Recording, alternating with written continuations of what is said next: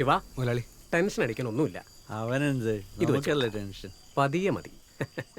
മുതലാളിക്കില്ല. എനിക്കുള്ളത് അവിടെയുണ്ട്. ഇത് നീ എടുത്തു. ശരി. തിരക്കൊന്നും കൂട്ടണ്ട.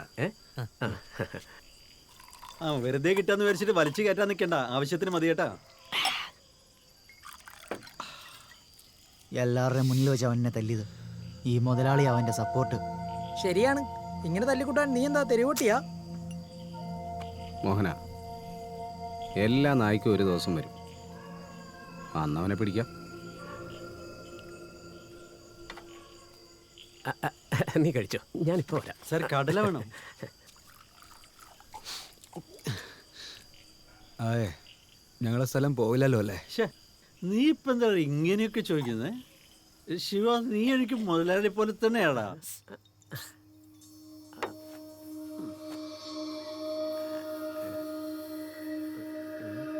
എന്റെ സ്ഥലം ഫോറസ്റ്റ് തൊട്ടടുത്തല്ലേ. എന്റെ ലാൻഡും ഒരു ദിവസം എൻക്രോച്ച്മെന്റിൽ പോയതാണ്. എന്നിട്ട് അപ്പോഴല്ലേ എനിക്ക് മനസ്സിലായത് എന്റെ ഡോക്യുമെന്റ്സ് ഒന്നും ശരിയായിരുന്നില്ല. എന്നിട്ട് നമ്മുടെ അവിടെ സുബ്രഹ്മണ്യം എന്ന് പറഞ്ഞ വക്കീലല്ലേ, 12 വർഷമായിട്ട് കേസ് നടത്തിക്കൊണ്ടിരിക്കുക. ജയിക്കുമായിരിക്കും.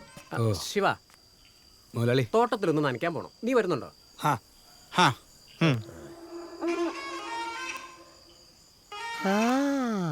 എടാ വേഗം വാ. ശിവ, ഈ ടോർച്ച് വെച്ചോ, സൂക്ഷിക്കണം. ശരി ചേച്ചി. അവർക്ക് മനസ്സിലായിട്ടുണ്ടാവോ? അവർ ഫുള്ള് ടൈറ്റാണ് മുതലാളി. ശിവ, നിന്റെ ഒരു സെറ്റപ്പ് ഇല്ലേ? ബൈക്കിൽ കയറി പോകുന്നത് കണ്ടായിരുന്നു. അതെന്തായി? അത് വിട്ടു. അന്ന് ഫോറസ്റ്റ് ഓഫീസർ ഒന്ന് പ്രശ്നം ഉണ്ടാക്കിയില്ലേ? അവളെ ജോലി മുതലാളി ചോദിച്ചാൽ കളയാൻ പറ്റില്ലേ? പാവോ, അവള് വേറെ എന്ത് ചെയ്യാനാ? എന്നാ പിന്നെ അവന്റെ ജോലി കളയാൻ പറ്റില്ലേ? DRFO പറയുന്ന അവൾ അനുസരിക്കണ്ടേ? അതത്രയ്ക്ക് അങ്ങോട്ട് എളുപ്പമല്ല ശിവ. അവൻ ശരിക്ക് ജോലി ചെയ്യുന്നില്ലായിരുന്നെങ്കിൽ നമുക്ക് നോക്കായിരുന്നു. അങ്ങനെയാണോ? എന്നാ അവനെ കൊണ്ട് ജോലി ചെയ്യിപ്പിക്കായിരുന്ന പോരെ. പക്ഷെ മുതലാളി ഞങ്ങളോട് നിൽക്കണം. നീ ആള് കൊള്ളാലോ ശിവ. ഇത് കുറച്ച് നേരത്തെ ആവായിരുന്നില്ലേ?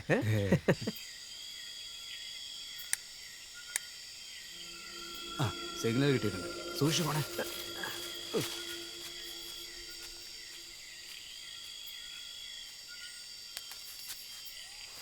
വേഗം അകത്തേക്ക് വാ.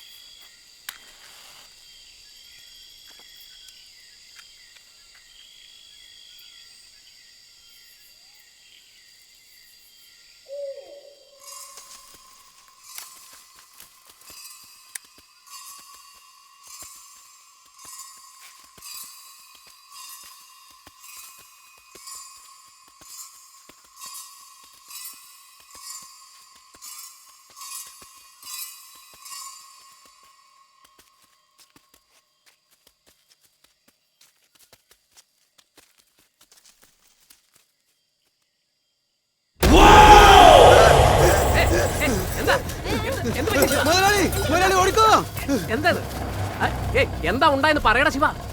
ടോർച്ച് അടിക്കണം ഇങ്ങോട്ട്. എനിക്ക് കണ്ണ് ജീവൻ വേണോ? ടോർച്ച് വേണോ? ഇന്നെടുത്തോ ടോർച്ച്. നിങ്ങൾ തന്നെ അടിച്ചോ. അവളുടെ കെട്ടിയം വരുന്നതിന് മുമ്പ് തീർക്കാന്ന് വെച്ചാ ശിവ. ശിവ, എന്നോട് നിൽക്കാനാ പറഞ്ഞേ.